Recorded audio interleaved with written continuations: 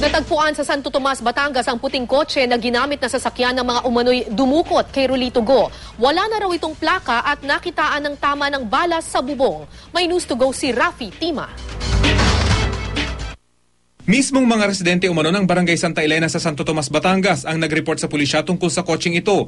Nakahina-hinala umanong ipinarada rito Miyerkules ng madaling araw.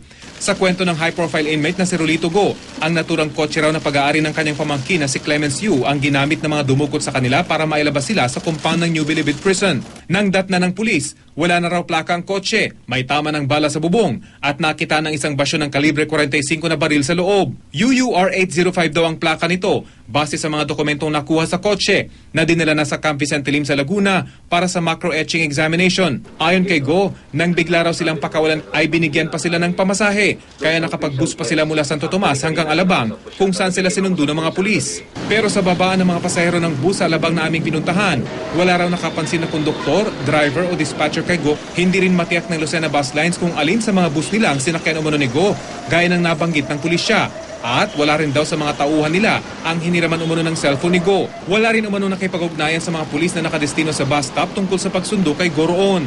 Sa gitna ng investigasyon, inihayag ni Bureau of Corrections Director Gaudencio Pangilinan na maglilip muna siya sa pwesto. Si Justice Secretary Laila De Lima na pansamantalang mangangasiwa sa Bilibid, nakipagpulong naman kay Rolito Go. I just wanted to evaluate or assess the plausibility of his claim na victim sila ng abduction daw, kidnapping with ransom money.